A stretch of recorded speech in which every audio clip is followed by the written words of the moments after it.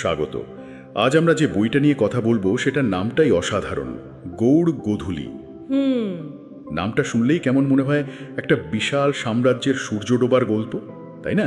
একদম একটা ছবি ভেসে ওঠে চোখের সামনে। আর এই উপন্যাসের সবচেয়ে আকর্ষণীয় দিক হলো এর শুরুটা।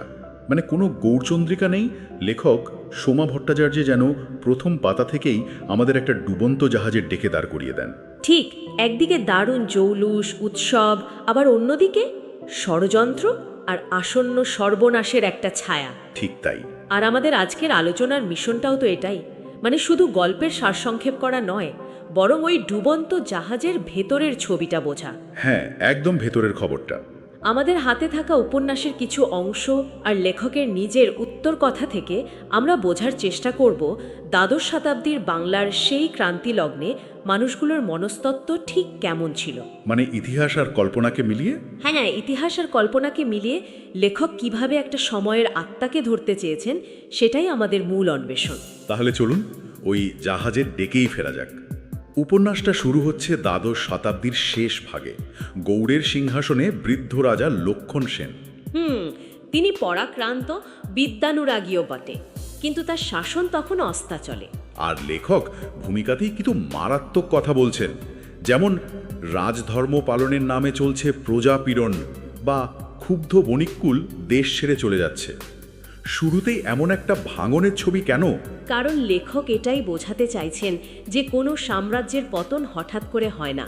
বাইরের আক্রমণের অনেক অনেক আগে থেকেই ভেতরটা ক্ষয়ে যেতে শুরু করে। আচ্ছা, এই অবস্থাকেই তিনি বলছেন গোধূলি। গোধূলি। হ্যাঁ, গোধূলি মানে কিন্তু পুরোপুরি অন্ধকার নয়, ওটা তো দিনের সবচেয়ে মায়াবী সময়গুলোর একটা, যখন আলো থাকে কিন্তু মিলিয়ে যাওয়ার জন্য প্রস্তুত হচ্ছে।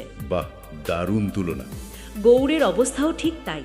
একদিকে দেখুন রাজসভায় মহাকবি জয়দেব গীত গোবিন্দর মতো অমর কাব্য রচনা করছেন, মানে শিল্পের স্বর্ণযুগ চলছে। আর অন্যদিকে সেই একই রাজসভার ভেতরে ক্ষমতার লড়াই, যুবরাজ কেশব সেন আর বিশ্বরূপ সেনের মধ্যে তীব্র অন্তর্দ্বন্দ্ব, আর বাইরে বৌদ্ধদের উপর নিপীড়ন। অর্থাৎ বখতিয়ার খিলজি কেবল শেষ ধাক্কাটা দিয়েছিলেন, আসল পতনটা তার অনেক আগেই শুরু হয়ে গেছিল, নিজেদের হাতেই। ঠিক এই পয়েন্টটাই লেখক প্রতিষ্ঠা করতে চেয়েছেন। খিলজি একজন উপলক্ষ মাত্র, আসল রোগটা ছিল ভেতরে। যেমন ধরুন ওই যে সহযোদ্ধা যাযাবরদের কথা বলা হয়েছে উপন্যাসে, যারা জবনদের সঙ্গে হাত মিলিয়ে সেন রাজাদের উৎখাত করতে চাইছে। কেন? কারণ তারাও হয়তো এই শাসন ব্যবস্থায় প্রান্তিক হয়ে পড়েছিল। আবার ধরুন কৈবল্তদের মতো গোষ্ঠীর কথা আছে, যাদের অসন্তুষ্ট বহুদিনের। আচ্ছা। এই অভ্যন্তরীণ ফাটলগুলোই কিন্তু বাইরের শক্তিকে প্রবেশের রাস্তা করে দিয়েছিল। আর এই ক্ষয়ে যাওয়া সমাজের ছবিটা আঁকার জন্য লেখক যে চরিত্রদের বেছে নিয়েছেন সেটাও খুব ইন্টারেস্টিং। একদিকে জয়দেবের মতো কবি, যিনি শিল্পের চূড়ায়, আর অন্যদিকে মহামন্ত্রী হলায়দ মিশ্র, যিনি জানেন যে রাজ্যটা ডুবতে বসেছে। ঠিক। আমার একটা প্রশ্ন আছে, এই দুই ভিন্ন জগতের মানুষের কি উপন্যাসে কখনো সংঘাত হয়? মানে একজন যখন শাশ্বত প্রেম নিয়ে ব্যস্ত, অন্যজন তখন আসন্ন রক্তপাত নিয়ে চিন্তিত। এই দুজনের জগৎ কি কখনো একে অপরকে ছেদ করে? এটা একটা অসাধারণ প্রশ্ন, আর এখানেই উপন্যাসের আসল নাটকীয়তা। তাই লেখক এই দুটো জগৎকে পাশাপাশি রেখেছেন, কিন্তু প্রায়শই তারা একে অপরকে স্পর্শ করে না। জয়দেব যখন তার গীতগোবিন্দ নিয়ে মগ্ন, তখন তিনি যেন এক অন্য ভুবনের বাসিন্দা। আর মহারাজ লক্ষণ সেন নিজেও তো কবি আর শিল্পরসিক, তাই তিনিও জয়দেবের কাব্যরস উপভোগ করছেন। কিন্তু মহামন্ত্রী হলায়ুদ যখন তুর্কি আক্রমণের বিপদ নিয়ে রাজাকে সতর্ক করতে যান, তখন সেই কথাগুলো যেন রাজসভার ঐশ্বর্য আর কাব্য আলোচনার মধ্যে হারিয়ে যায়। তার মানে শিল্প আর বাস্তবতা দুটো সমান্তরাল পথে হাঁটছে, যা কখনো মিলবে না।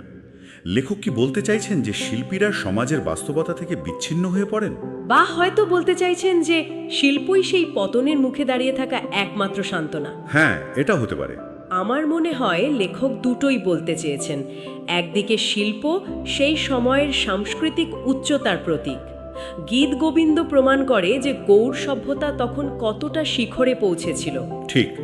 কিন্তু অন্যদিকে এই শিল্পের প্রতি অতিরিক্ত মোহ শাসক শ্রেণীকে বাস্তব থেকে এতটাই দূরে সরিয়ে দিয়েছিল যে তারা হলায়ুধের মতো বাস্তবাদী মানুষের সতর্কবার্তা কানেই তোলেনি। তারা ভেবেছিল যে দেশে এমন স্বর্গীয় সঙ্গীত রচিত হতে পারে সে দেশের পতন আর সম্ভব। একদম, এই বিভ্রমটাই তাদের জন্য কাল হয়েছিল। কিন্তু রাজসভা আর কবিদের বৃত্তের বাইরেও তো একটা জগৎ ছিল। উপন্যাসের সাধারণ মানুষ বা বিদ্রোহীদের কথাও তো বলা হয়েছে, যেমন ওই যে কৈবর্ত নেতা পশুপতিনাথ। এই চরিত্রগুলোর তাৎপর্য কি? এখানে একটু ইতিহাসে প্রেক্ষাপট যোগ করা দরকার। কৈবর্তরা একসময় বাংলায় বেশ শক্তিশালী ছিল। পাল রাজাদের সময়ে তারা একবার বিদ্রোহ করে উত্তরবঙ্গে নিজেদের শাসনও প্রতিষ্ঠা করেছিল। তাই তো। সেনরা তাদের দমন করলেও সেই ক্ষোভ বা প্রতিরোধের আগুনটা কিন্তু নেভেনি। পশুপতিনাথের মতো চরিত্র সেই ঐতিহাসিক ক্ষোভেরই প্রতীক। আচ্ছা। এর মাধ্যমে লেখক দেখিয়েছেন যে সেন রাজাদের শত্রু শুধু বাইরে ছিল না, রাজ্যের ভেতরেই এমন অনেক গোষ্ঠী ছিল যারা সুযোগের অপেক্ষায় ছিল। আর সাধারণ মানুষ? ওই যে গায়ক গথক আর তার ছেয়ে পুণ্ডরিকের মতো সাধারণ মানুষের গল্প, তাদের দিয়ে লেখক বুঝিয়েছেন যে রাজসভার জৌলুসের নিচে সাধারণ মানুষের জীবন কতটা কঠিন ছিল। তাদের জীবনেও প্রেম, যন্ত্রণা, সামাজিক চাপ সবই ছিল। এখানে তো উপন্যাসের সবচেয়ে শক্তিশালী দিকটা ফুটে ওঠে। এই যে বৈপরীত্য, রাজসভার ভেতরে গীতগোবিন্দ পাঠ হচ্ছে আর বাইরে রাজ্যের প্রতিরক্ষা ব্যবস্থা ভেঙে পড়ছে। লেখকের একটা লাইন আমার মনে দাগ কেটে গেছে। উনি লিখছেন, গৌড়ের আকাশে তখন একদিকে শারদোৎসবের ফানুস উঠছে আর অন্যদিকে শকুন উঠছে। অসাধারণ লাইন।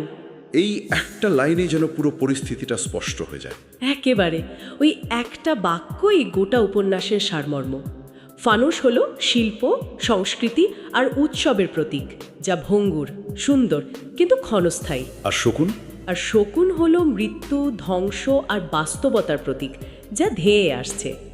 একই আকাশে এই দুইয়ের সহ অবস্থান, এটাই গৌড়গোধূলি। লেখক বারবার এই বৈপরীত্যের ছবি এঁকেছেন। একদিকে শারদোৎসবের প্রস্তুতি চলছে, অন্যদিকে মহামন্ত্রী হলায়ুদ রাজ্যের সীমান্ত রক্ষার জন্য সেনা পাঠাতে পারছেন না, কারণ রাজকোষ প্রায় শূন্য। আচ্ছা। একদিকে রাজা তার অসুস্থ শিশুপুত্র আলিমকে নিয়ে চিন্তিত, যা তার ব্যক্তিগত অসহায়ত্বকে তুলে ধরে।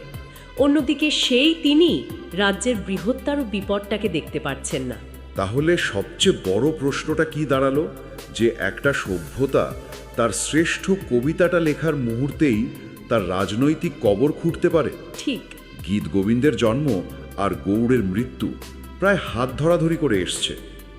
এই প্যারাডক্সটাই কি উপন্যাসের আসল শক্তি? নিঃসন্দেহে এটাই উপন্যাসের মূল চালিকা শক্তি। এই প্যারাডক্সটা আমাদের একটা চিরন্তন প্রশ্নের সামনে দাঁড় করিয়ে দেয়। কি সেই প্রশ্ন?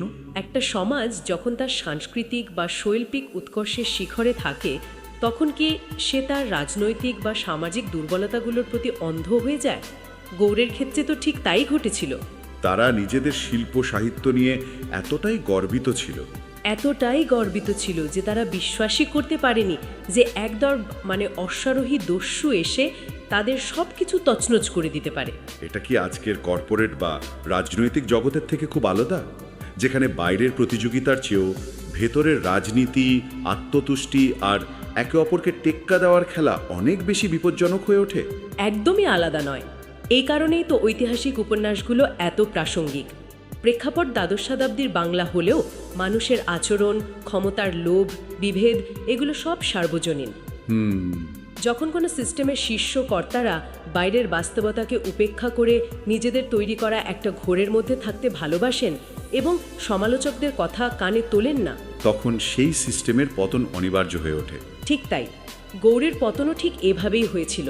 কিন্তু এত কিছু, এই চরিত্র, এই ষড়যন্ত্র, এই মনস্তাত্ত্বিক বিশ্লেষণ, এগুলো কতটা ইতিহাস আর কতটা কল্পনা? হ্যাঁ, খুব জরুরি প্রশ্ন। আর মজার ব্যাপার হলো, লেখক নিজেই এই প্রশ্নের উত্তর দিয়েছেন তার উত্তর কথা অংশে। কি বলছেন সেখানে? হ্যাঁ, লেখকের উত্তর কথা অংশটা খুব গুরুত্বপূর্ণ। তিনি খুব সততার সঙ্গে স্বীকার করেছেন যে এটা একটা উপন্যাস, ইতিহাস গ্রন্থ নয়। আচ্ছা। উনি নিহারঞ্জন রায়ের বাঙালির ইতিহাসের মতো প্রামাণ্য বইয়ের সাহায্য নিয়েছেন। অর্থাৎ জয়দেব, লক্ষ্মণ সেন, হলায়ুদ মিশ্র, বক্তিয়ার খিলজি এরা সবাই ঐতিহাসিক চরিত্র। সেন বংশের পতনও ঐতিহাসিক ঘটনা। এই কাঠামোর বা স্কেলেটনটা উনি ইতিহাস থেকে নিয়েছেন। তাহলে তার নিজের সৃষ্টি কোনটা? তার সৃষ্টি হলো এই চরিত্রগুলোর ভেতরের জগৎটা, তাদের মুখের সংলাপ, তাদের ভয় আশা, ভালোবাসা, ঈর্ষা এই সব কিছুই ঔপন্যাসিকের কল্পনা। মানে শূন্যস্থান পূরণ করা। খন সেন শেষ বয়সে শাসন কাজে অমনোযোগী হয়ে পড়েছিলেন, কিন্তু কেন? লেখক সেই শূন্যস্থানটা পূরণ করেছেন তার কল্পনা দিয়ে। রাজার বার্ধক্য, অসুস্থ শিশুপুত্রের জন্য দুশ্চিন্তা, রাজসভার কবিদের নিয়ে ব্যস্ততা, এইসব। ইতিহাস বলে বখতিয়ার খিলজি বাংলা আক্রমণ করেছিলেন। লেখক দেখিয়েছেন সেই আক্রমণের পেছনের প্রস্তুতি, গুপ্তচরবৃত্তি আর মনস্তাত্ত্বিক যুদ্ধটা। তিনি নিজেই উপন্যাসটাকে একটা ঐতিহাসিক থ্রিলার বলতে চেয়েছেন। ঐতিহাসিক থ্রিলার এই শব্দটা বেশ আকর্ষণীয়। তার মানে তিনি শুধু ঐতিহাসিক ঘটনা বর্ণনা করতে চাননি, বরং পাঠককে একটা টান টান উত্তেজনার মধ্যে রাখতে চেয়েছেন। ঠিক তাই। ইতিহাসের শুকনো তথ্যগুলো, যেমন এত সালে যুদ্ধ হয়েছিল, এই রাজা হেরে গেছিলেন, এগুলো তো আমরা সবাই জানি। হ্যাঁ, ওগুলো তো বইতেই পাওয়া যায়। কিন্তু সেই সময়ের মানুষগুলোর নিঃশ্বাসের শব্দ, তাদের ষড়যন্ত্রের ফিসফিসানি বা আসন্ন বিপদের মুখে দাঁড়িয়ে তাদের অসহায়ত্ব, এই অনুভূতিগুলোই একটা উপন্যাসকে জীবন্ত করে তোলে। সোমা ভট্টাচার্য সেই কাজটাই করেছেন। তিনি ইতিহাসের তথ্যকে ব্যবহার করে একটা মানবিক গল্প বলেছেন। বিশ্বাসঘাতকতা, প্রেম আর পতনের গল্প।